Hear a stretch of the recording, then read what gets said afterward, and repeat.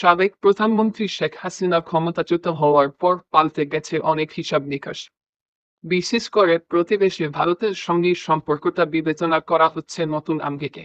সম্প্রতি দেশটির প্রতিরক্ষামন্ত্রী রাজনাথ সিং তাদের সামরিক বাহিনীর শীর্ষস্থানীয় কমান্ডারদের বাংলাদেশ চলমান পরিস্থিতির দিকে নজর রাখতে বলেছেন।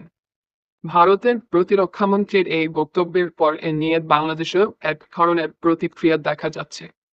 এ বিষয়ে ভারতীয় সশস্ত্র বাহিনীকে কেন বাংলাদেশের ওপর নজর রাখতে বলছেন মন্ত্রী রাজনাথ সিং, এই শিরোনামে একটি প্রতিবেদন প্রকাশ করেছে বিবিসি বাংলা।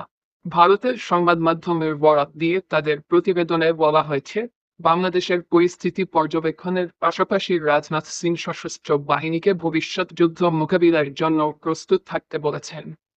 প্রতিবেশী দেশটির গুরুত্বপূর্ণ একজন মন্ত্রীর এমন বক্তব্যকে স্বাভাবিকভাবে নিচ্ছেন না বাংলাদেশের কূটনীতিক ও নিরাপত্তা বিশ্লেষকরা। তারা বলছেন, এই ধরনের বক্তব্য বাংলাদেশের নিরাপত্তার জন্য উদ্বেগের। ভারতীয় সংবাদ মাধ্যম টাইমস অব ইন্ডিয়ার খবরে বলা হয়েছে, গেল বৃহস্পতিবার ভারতের উত্তর প্রদেশের লক্ষ্ণৌতে ৩ বাহিনীর শীর্ষ কমান্ডারদের যৌথ সম্মেলনে দেশটির প্রতিরক্ষা মন্ত্রী রাজনাথ সিং বক্তব্য দেন। সেখানে তিনি বলেন, ভারত শান্তিপ্রিয় দেশ। শান্তি রক্ষার জন্য ভারতের সশস্ত্র বাহিনীকে যুদ্ধের জন্য প্রস্তুত থাকতে হবে। রাজনাথ সিং তার বক্তব্যে গণঅভ্যুত্থান পরবর্তী বাংলাদেশের বর্তমান পরিস্থিতির বিষয়ে বলতে গিয়ে রাশিয়া ইউক্রেন যুদ্ধ ও হামাস ইসরায়েল প্রসঙ্গ টেনেছেন। প্রতিবেশী দেশগুলোর পাশাপাশি উত্তর পূর্ব সীমান্ত পরিস্থিতির ওপরও নজর রাখতে বলেছেন।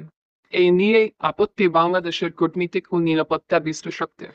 এ বিষয়ে নিরাপত্তা বিশ্লেষক মুনিরুজ্জামান বলেন, ওই সময় ভারতীয় সশস্ত্র বাহিনীসহ ৩ বাহিনীর প্রধান, সিনিয়র কমান্ডার ও প্রতিরক্ষা সচিব উপস্থিত ছিলেন। এত গুরুত্বপূর্ণ স্থান থেকে এ ধরনের উক্তিকে স্বাভাবিকভাবে দেখার কোনো সুযোগ নেই। বাংলাদেশ স্বাধীন হওয়ার পর ভারতের সাথে যোগাযোগ ব্যবস্থার, ব্যবসা বাণিজ্যিক থেকে শুরু করে সম্পর্কও বেড়েছে বহুগুণ।